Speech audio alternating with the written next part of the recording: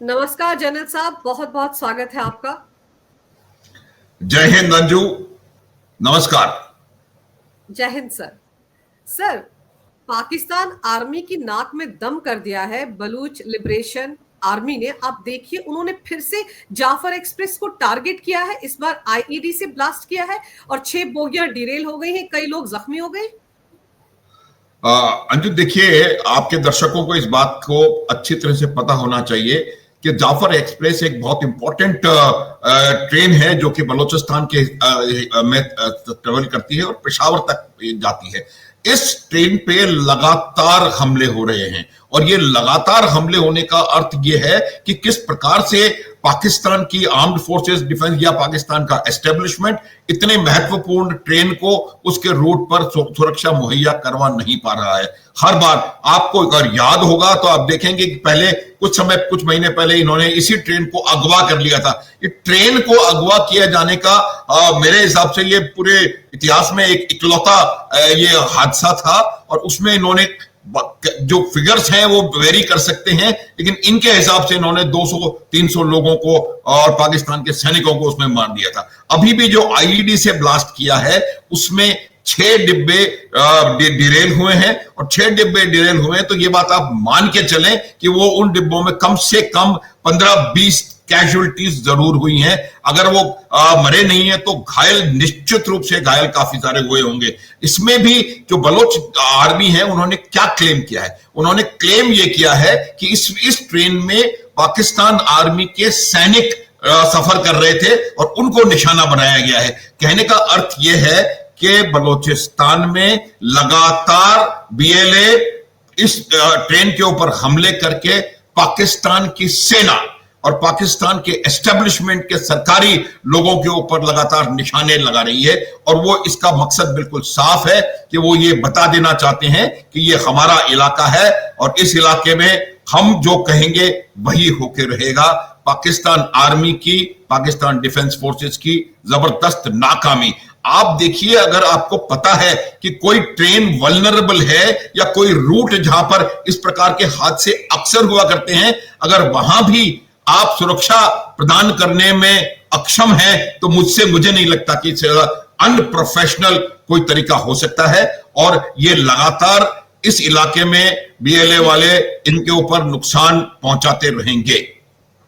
और सर, सबसे अहम बात यह है कि ये भी संदेश दे दिया है बीएलए ने इस बार कि जब तक हमें आजादी नहीं मिलेगी तब तक हम इस तरह के हमले करते रहेंगे। और बलूच आर्मी का ये इस साल का पाकिस्तान पर तीसरा सबसे बड़ा हमला है। तो मुनीर क्या कर रहे हैं? वो रेयर अर्थ मिनरल ही बेच रहे हैं डोनाल्ड ट्रंप को, अपने देश की तरफ कोई ध्यान नहीं दे रहे हैं।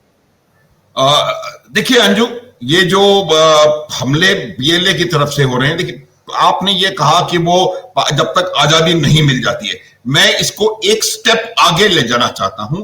बलूचिस्तान कभी भी पाकिस्तान का हिस्सा बनना नहीं चाहता था। ये कभी भी पाकिस्तान का हिस्सा नहीं था, न है और मुझे पूरा यकीन है कि नहीं होगा। यही बात ये बलूच लोग दोहराते रहे हैं। बलूचों का दमन, बलूचों का शोषण, बलूचों के जो मिनरल्स की जिनकी आप बात कर रही हैं, उनके जितने भी खनिज हैं, जो इनकी प्राकृतिक संपदा है, उस प्राकृतिक संपदा को गलत तरीके से उसका दोहन करके विदेशों को दे देना, ये पाकिस्तान की एक बहुत बड़ी उसका काम करने का तरीका रहा है। उन्होंने डेवलपमेंट के नाम पर इस इलाके में कुछ नहीं किया। यहां पर सबसे कम आपके डेवलपमेंट हुआ है। यहां पर लोग बाग खाने को नहीं है और इनका जो इनकी राइटफुल चीज है उसको आप ले जाकर के अमेरिका के साथ सौदे कर रहे हैं। देखिए, एक बात बिल्कुल साफ है, बलोच लिबरेशन आर्मी जब तक बलोचिस्तान को आजाद नहीं करवा लेगी, मुझे नहीं लगता कि वो इसमें किसी भी प्रकार की कोई कमी आएगी इस प्रकार के हमलों में। और हमले हर बार कामयाब हमले हो रहे हैं और हर उस स्थान पे वो हमले कोशिश कर रहे हैं जहां पर कि वो पाकिस्तान की चौकियां हैं या पाकिस्तान की सेना या सैनिक उधर से गुजर रहे हैं या जा रहे हैं। एक बात और मैं आपको बता देना चाहता हूं कि ये जब तक इनका सोच विचार बलूचिस्तान के प्रति पाकिस्तान आर्मी का सोच नहीं बदलेगा, माइंड सेट जब तक ठीक नहीं होगा, तब तक मुझे नहीं लगता कि यहां पर हालात सुधरने वाले हैं। अंजू, लेकिन सर जैसे आपने बताया ना सबसे ज्यादा नुकसान पाक आर्मी को पीएलए पहुंचा रही है और चौकियां जितनी बलूचिस्तान में सबसे सैनिक छोड़ छोड़ कर भाग रहे हैं, मुनीर के सैनिक बल्कि इस्तीफा दे दे रहे हैं।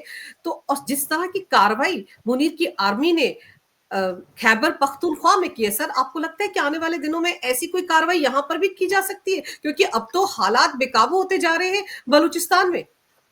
बिल्कुल बिल्कुल अंजू, ऐसी कार्रवाई की जा सकती है। कुछ हद तक इस प्रकार की कार्रवाई वो करना शुरू कर चुके हैं।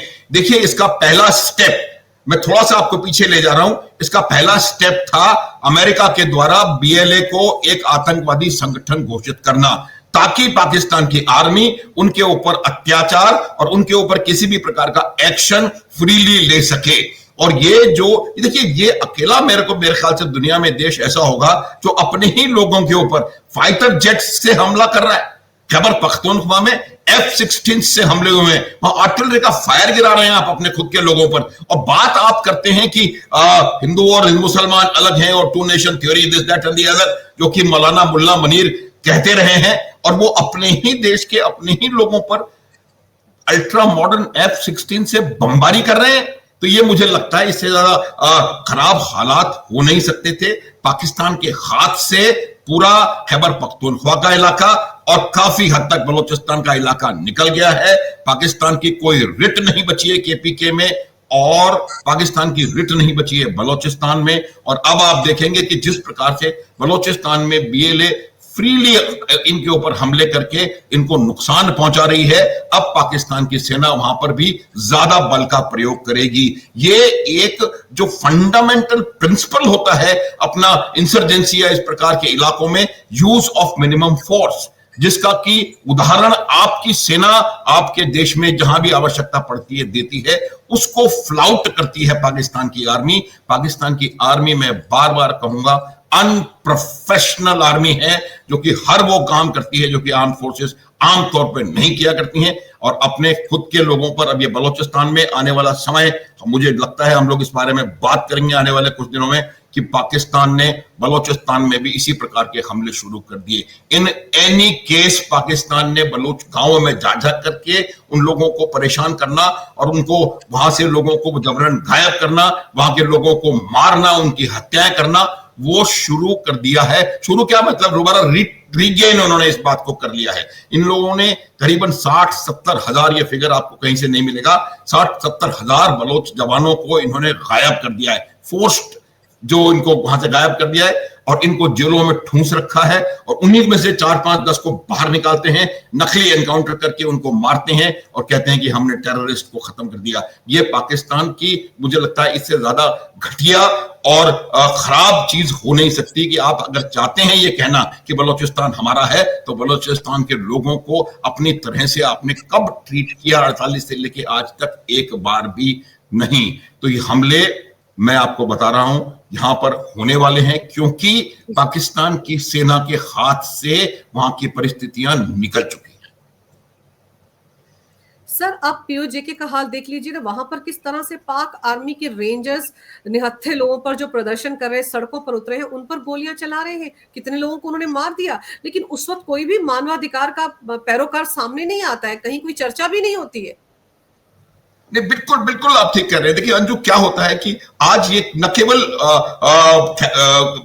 पीओजेके में, बल्कि गिलगिट बाल्टिस्तान के भी हालात बहुत ज्यादा खराब हो रहे हैं। आपने देखा होगा पिछले कुछ दिनों में गिलगिट बाल्टिस्तान में बहुत जबरदस्त आवाजें पाकिस्तानी सेना और एस्टेब्लिशमेंट के खिलाफ उठ रही हैं। ये तमाम चीजें इस वजह से होती हैं कि ये जो पाकिस्तान की माइनॉरिटी सुन्नी मुसलमान पंजाबी पॉपुलेशन है, जिसका की एकमात्र मकसद है कि वो बाकी सबको दबा कर रखे, उनके ऊपर पूरी तरह से आतंक के माध्यम से उनको पूरी तरह से सबड्यू या सप्रेस करके रखे, उसकी वजह से ये हो रहा है। पाकिस्तान की आर्मी में 75% पंजाबी सुन्नी मुसलमान सोल्जर्स हैं, तमाम उनकी हायरार्की वही है, तमाम पॉलिटिकल लीडरशिप वही है, और उसकी वजह से वो अपने सेल्फ डेवलपमेंट के लिए, अपने सेल्फ को आगे बढ़ाने के लिए वो किसी भी चीज के साथ कॉम्प्रोमाइज करने को तैयार हैं। आज मुल्ला मुनीर अमेरिका में जाकर के ट्रंप के साथ जो वो कर रहा है, वो पैसा भी ये अपने आप उसको खाने वाला है। आज आप देखिएगा कि पाकिस्तान के जितने भी जनरल्स ये हैं, इनकी कितनी प्रॉपर्टीज हैं देश के बाहर। लोग ऑस्ट्रेलिया में कियानी साहब एक आइलैंड खरीद के उस आइलैंड पर फिशिंग कर रहे हैं। तो ये इनका पुराना तरीका रहा है कि किसी भी तरीके से पाकिस्तान कहीं भी जाए पैसा आना चाहिए, हम अपना मकसद सिद्ध करें। आज आप देखेंगे कि पाकिस्तान की 12% लैंड, रियल एस्टेट पाकिस्तान की आर्मी और उनके जनरल्स के पास है। 12% का मतलब आप समझ लें 1 करोड़ 20 लाख एकड़ या उससे भी ज्यादा।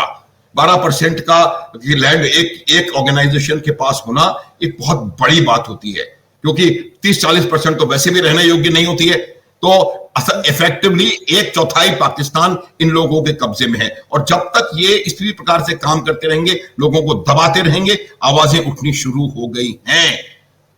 पीओजेके के लोग जो कश्मीर, असल कश्मीर है, जो कि उनका कश्मीर है, जहां भारत है, वो उस कश्मीर को देख रहे हैं, वहां के डेवलपमेंट को देख रहे हैं, वहां की प्रोग्रेस को देख रहे हैं, वहां पर रेलवेज और जिस प्रकार से बाकी तमाम चीजें, टूरिज्म बढ़ रहा है, उसको देख रहे हैं। और जिस प्रकार उनको ट्रीट किया जाता है, भारतवर्ष का हिस्सा है, भारत के लोगों को देख रहे हैं। इससे बिल्कुल साफ है कि पाकिस्तानी आर्मी के खिलाफ आवाजें पूरे पाकिस्तान में उठेंगी, उठ रही हैं। और अब जब पाकिस्तान की आर्मी अपने देश को विदेशों में जाके बेच रही है, तो ये आवाजें और श्रिल होंगी और इसका असर आप ग्राउंड के ऊपर देखेंगे। अंजू सर, मुल्ला मुनीर को तो सऊदी अरब के साथ समझौता करने से फुर्सत नहीं है, सीरिया के साथ समझौता करने की फुर्सत नहीं है, और उनका वो जो डिफेंस मिनिस्टर है ख्वाजा, वो तो भारत को ही धमकाने में लगा रहता है। अरे बाबा, अपने घर को भी तो संभाल लीजिए। देखिए अंजू, भारत को धमकाने की आवश्यकता नहीं है। भारत को उनको पता है। देखिए, जो सेना है, जो सेना प्रमुख है, उसको तो मालूम है कि असल में हुआ क्या था। आप कितना भी कहते रहे, उनके क्रिकेट वाले कहते रहे 6, 5, 4, जो भी, ये पूरी बात बिल्कुल गलत है। ये बात आपको समझने की जरूरत है। 156 लोगों को मरणोपरांत इन्होंने अवार्ड दिया है। मरणोपरांत अवार्ड 10% लोगों को मिलता है। इसका मतलब मेरे हिसाब से कम 1000 इनके सैनिक जो हैं वो हताहत हुए हैं। ये बात चलिए आप 156 भी मान ले, तब भी वो, और उसके अलावा बहुत नुकसान इनको हुआ है, ये लोग जानते हैं। रक्षा मंत्री भी जानता है, मौलाना मुल्ला मुनीर भी जानते हैं। इसीलिए ये लोग, इनको घबराहट हो रही है। ये क्यों सऊदी अरब के साथ समझौता कर रहे हैं? क्योंकि इनको पैसा चाहिए अपनी फटीचर आर्मी को मॉडर्नाइज करने के लिए, क्योंकि जो इक्विपमेंट प्रोफाइल उनकी आज है वो बिल्कुल नाकाम सिद्ध हुई है पिछले ऑपरेशन सिंदूर के दौरान। इसलिए वो चाहते हैं मॉडर्नाइज करें। उनको पैसा चाहिए उसके लिए, चाहे वो अपना देश बेचें, चाहे वो कुछ भी बेचें। और ये जो इनकी सऊदी अरब के साथ डील हुई है, उस डील में अमेरिका का पूरा इनको हाथ वरहद हस्त है। पैसा सऊदी अरब से आएगा, मॉडर्नाइजेशन पाकिस्तान की आर्मी का होगा, और मॉडर्नाइजेशन के लिए इक्विपमेंट अमेरिका से खरीदा जाएगा। इवेंचुअली अमेरिका जो है वो लाभ, अब इसका फायदा उठाने की कोशिश कर रहा है। एक बात बिल्कुल साफ है, वहां की जनता जानती है, वहां की सेना जानती है, सब जानते हैं किस प्रकार की मार इनको पड़ी है। उसके अलावा इन तमाम जगहों में, पंजाब छोड़ करके हर जगह पर अनरेस्ट है, हर जगह पर प्रॉब्लम्स हैं, और इनको अभी पता नहीं पड़ेगा कि क्या, what is hitting them from where. ये नो मोर पाकिस्तान है Anju. This Pakistan will not survive. No more Pakistan. Sir, आपको लगता है कि एक सिविल वॉर की तरफ बढ़ रहा है पाकिस्तान? क्योंकि हमारे तो डिफेंस मिनिस्टर राजनाथ सिंह भी बोल चुके हैं कि 6 टुकड़े होने इस बार पाकिस्तान के। नहीं, बढ़ रहा है का क्या मतलब है Anju? Civil war is on. अगर आपको अपने खुद के क्षेत्र खैबर पख्तूनख्वा में F-16 से बमबारी करने की जरूरत पड़े, इससे ज्यादा सिविल वॉर क्या होती है? आप मुझे बताएं। यही सिविल वॉर है। यह सिविल वॉर अभी एस्टेब्लिशमेंट के खिलाफ है, और कुछ दिनों के बाद आप देखेंगे यही सिविल वॉर बाकी दूसरे लोगों के, जो गुस्सा इनका पिछले 70 साल से अंदर भरा हुआ है पंजाबी डोमिनेशन के, ill thought of illegal Punjabi domination के खिलाफ, वो फूट रहा है हर क्षेत्र में। सिंध में भी फूट रहा है। उन्होंने कोशिश करी थी अभी कि सिंधु नदी का पानी उस इलाके में शिफ्ट कर दें, पंजाब के दक्षिणी प्रांत भाग में, जहां पर की पानी की कमी है, ताकि वहां के सेना के अधिकारियों ने औने पौने दामों पर वहां जमीनें खरीदी हैं, अब वो पानी को वहां शिफ्ट करके और उस जमीन की कीमतों को बढ़ाना चाहते हैं। ये ऐसा घटिया देश है जहां पर की आर्मी कुछ भी कर सकती है अपने स्वयं के पर्सनल लाभ के लिए। इस देश में 4 डायरेक्ट बाउट्स जो है वो मिलिट्री रूल की हो चुकी है, याह्या खां, अय्यूब खां, जियाउल हक और परवेज मुशर्रफ। उसके अलावा उनकी आर्मी हमेशा से पूरी तरह से कंट्रोल में रही है और उनकी आर्मी सिवाय अपना खुद का बस्ता भरने के कुछ नहीं करती है। उनकी आर्मी हर काम कर रही है, साबुन बनाने से लेकर के हवाई जहाज बनाने तक सब काम आर्मी करती है। वो आर्मी नहीं है, वो एक बिजनेस ऑर्गेनाइजेशन है जो कि अपने पर्सनल प्रॉफिट के लिए किसी भी चीज को कहीं भी कर सकता है। और इसी का परिणाम है कि 5-6 बार भारत से शिकस्त खा चुके हैं, चाहे वो सियाचिन ग्लेशियर हो या कोई और जगह हो, या 4 इंपॉर्टेंट जो एक्शंस हुए हैं 47, 48, 65, 71 और 99 में, हर जगह उन्होंने मार खाई है, वो जानते हैं। इसीलिए डेस्परेट हैं कि वो अपने मॉडर्नाइजेशन को आगे बढ़ा सकें। होगा कुछ नहीं, उनको सर होगा कुछ नहीं। और आप आगे शायद बोलने जा रहे थे, आपको लगता है कि मुल्ला मुनीर हटेगा, या आपको लग रहा है कि मुल्ला मुनीर कहीं ऐसा ना हो कि आर्मी रूल वहां पर आ जाए और फिर सारा करता धरता डिक्टेटर मुल्ला मुनीर ही बन जाए? देखो मंजू, बन जाए नहीं, करता धरता डिक्टेटर भी ऑलरेडी है।